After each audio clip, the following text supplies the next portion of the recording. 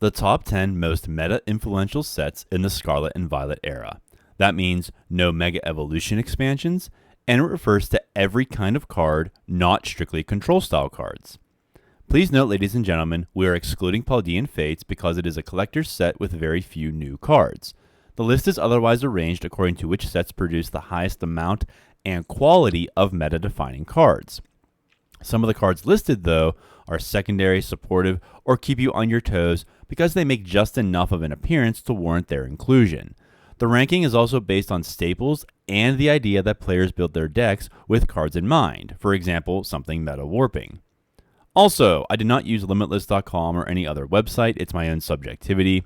For the sake of time, I won't be commenting on every card, and keep in mind that sets with more cards than others do not necessarily have higher qualitative intensity, by which I mean a set can have fewer cards represented with a greater meaning for the meta. There will be controversy and plenty of room for debate, so be civil in the comments, please and thank you. Otherwise, let's begin. The expansion we are not counting is the 151 set. Mu EX alone is not good enough for this top 10. Moving on. We have 3 honorary mentions presented in alphabetical order. First, Black Bolt, White Flare being paired together. Jellicent is in some Gardevoir decks, not all. Genesect is in metal decks like Goldengo. Elgium and Prism Energy are staples in virtually every control deck. Air Balloon adds a great deal of consistency to prevent soft retreat locks. And Energy Retrieval and Pokegear get reprints for the eye block. This expansion might be higher, but the presence of many of these cards feels underwhelming overall, at least so far, though there are some good ones for specific archetypes. Second, Destined Rivals. Ethan Sudowoodo is another control staple, and Crustle is its own archetype. Shaman is in numerous decks, and Petrol makes appearances in numerous control decks, as does Team Rocket's Watchtower. But Marnie's Grimmsnarl is easily the most influential, being a major meta archetype. Still, not quite enough in this set to warrant a top 10 spot. And third, we have Journey Together. Like Grimmsnarl, En's Zoroark is a menace in the meta. Lily's Clefairy is splashable to stop dragon types. Brock's Scouting is in numerous decks, and Redeemable Ticket is the quasi-replacement for Hisuian Heavy Ball. Oh, Heavy Ball, where art thou? Solid choices, but just missing that something that put it over the edge for this list. So now let's get into the top 10, and oh boy, I can already feel the comments coming in. At number 10, we start with Stellar Crown.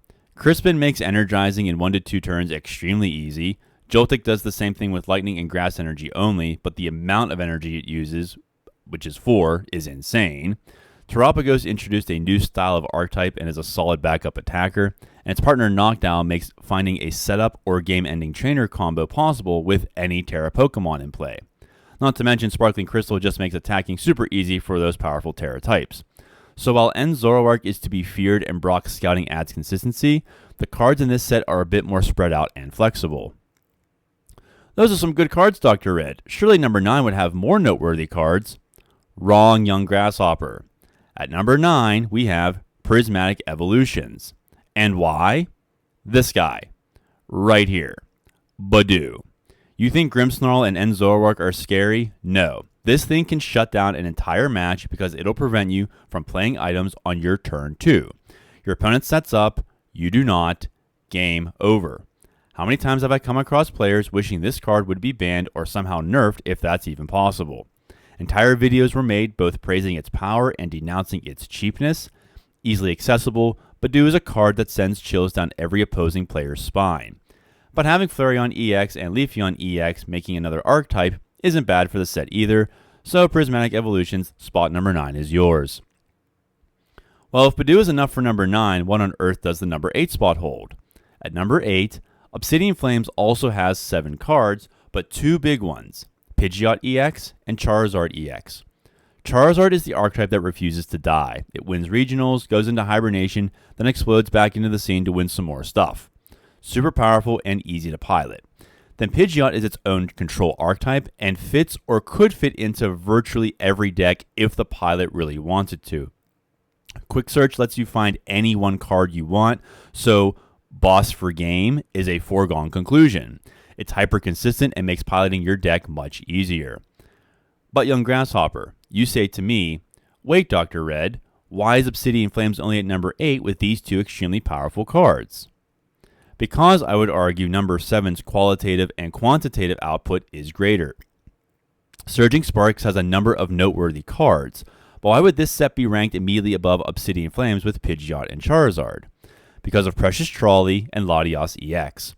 Pidgeot might get you whatever you want, but Trolley can fill up your bench in one play, including the Pidgey and Charmander necessary to get those archetypes up and running, not to mention any archetype, while Latios EX let you retreat all of those basics on board at will.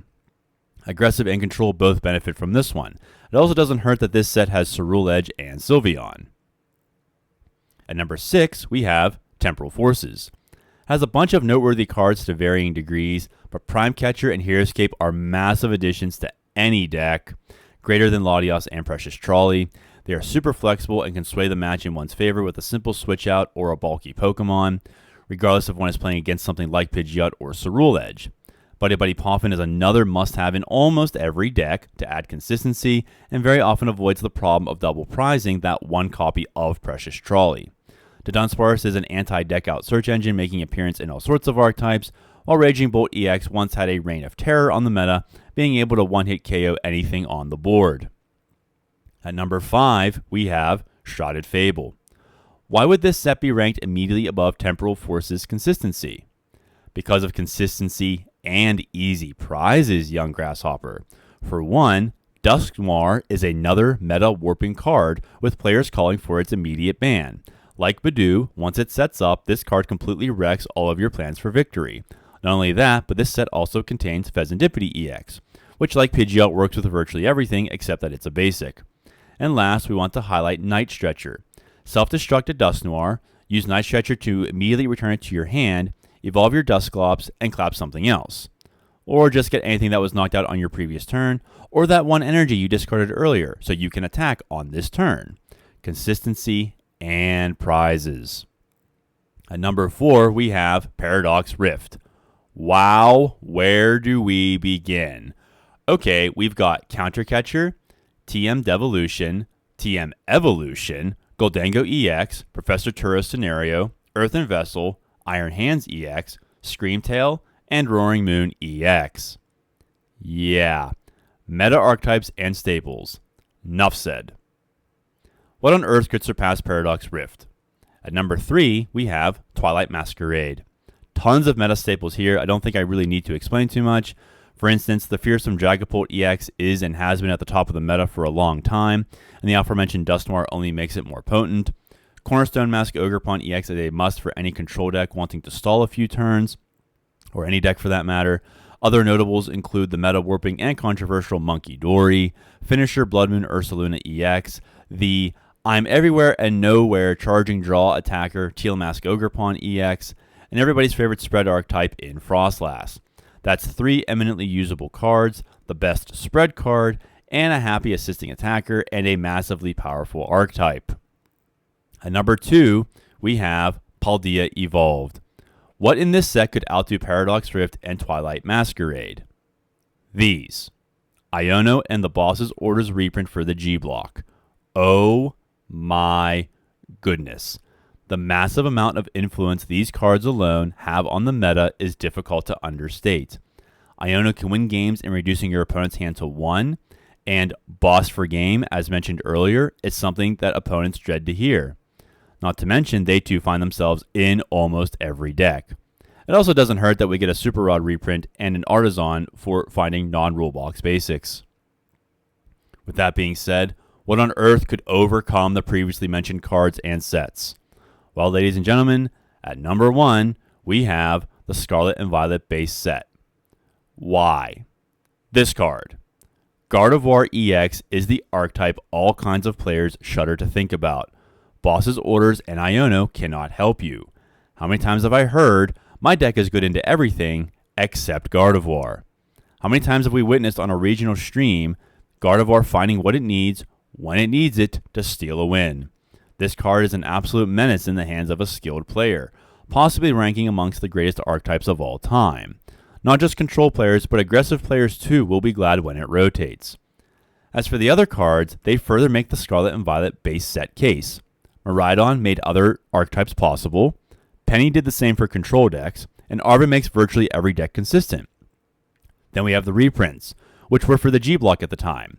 Pokegear, Pow Pad, Nest Ball, Crushing Hammer, Ultra Ball, Switch, Rare Candy, Professor's Research, Energy Switch, Energy Retrieval, and Judge. Whew. Wow, that's a lot of cards. And the Scarlet and Violet base set provided them all. Thank you for watching, ladies and gentlemen. What did I miss? Where am I wrong? Please leave a comment. Take care of yourselves, and may God hold you in the palm of his hand.